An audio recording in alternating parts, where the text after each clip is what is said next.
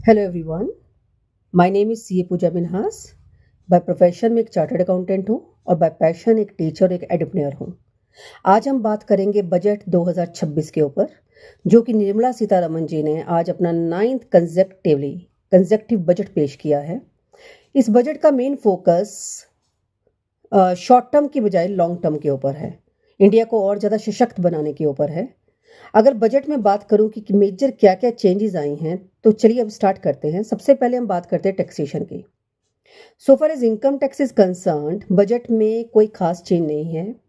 जो slab rate income tax के पहले चलते थे वही स्लैब रेट अभी इस साल भी रहेंगे।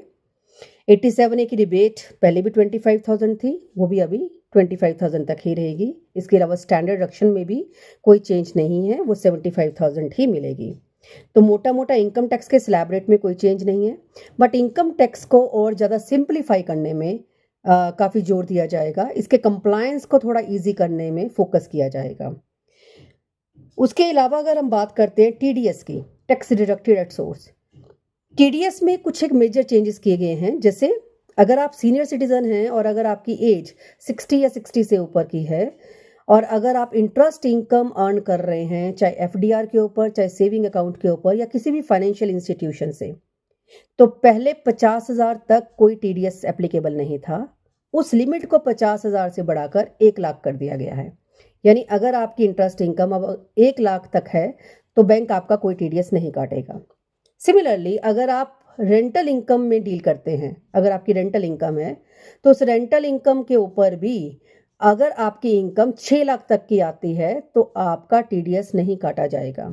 6 लाख पूरे साल की, यानी अप टू 50,000 पर मंथ। पहले ये लिमिट 2,40,000 होती थी। इसके अलावा टीडीएस और टीसीएस को और ज़्यादा सिंप्लीफाई करने पे फोकस दिया जाएगा। अब इसके बाद हम बात करते हैं इनडायरेक्ट टैक्स के ऊपर। इनडायरेक्ट टैक्स में जीएसटी में कोई खास चेंज नहीं किया गया है। हाँ, जीएसटी को सिंप्लीफाई बनाने पे फोकस किया जा रहा है, उसके कंप्लायंस को इजी करने में फोकस किया जा रहा है। ठीक है, और एम है गवर्नमेंट का कि ईज ऑफ डूइंग बिजनेस को थोड़ा इजी किया जाए। अब मैं बात करती हूँ शेयर मार्केट की, स्टॉक मार्केट में जो आपका सिक्योरिटी ट्रांजैक्शन टैक्स था, पहले 0.02% लगता था, वो बढ़कर 0.05% हो गया है। ये चेंज आया है मेजर स्टॉक मार्केट में।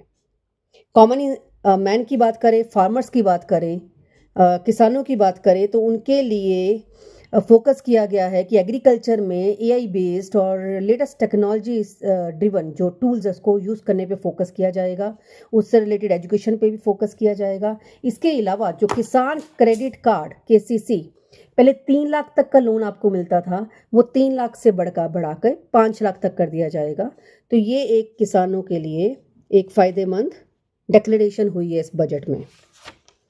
इसके अलावा बात की जाए अगर वुमेन की, तो वुमेन को क्या मिला है इस बजट में, तो वुमेन्स के लिए सबसे इम्पॉर्टेंट थिंग, हर डिस्ट्रिक्ट में सेफ हॉस्टल बनाए जाएंगे, क्योंकि लड़कियों की और वुमेन की जो सेफ्टी है वो नेशनल मुद्दा पहले से ही बना हुआ है। तो हर औरतों के लिए हर डिस्ट्रिक्ट में सेफ हॉस्टल बनाए जाएंगे, जिससे वो फ्रीली कहीं पर भी अपनी एजुकेशन और अपनी जॉब पे फोकस कर पाएंगे। इसके अलावा एक नया सिस्टम डेवलप किया जाएगा जिसको नाम दिया गया है शी-मार्क बैज या शी-मार्क सिस्टम, जिसमें वुमेन लेड बिजनेसेस जितने भी होते हैं, वुमेन एंटरप्रेन्योर जितने भी होती हैं, उनको इजी एक्सेस दिया जाएगा फाइनेंस पे या क्रेडिट प्रोडक्ट्स के ऊपर या ईज ऑफ डूइंग बिजनेस के ऊपर।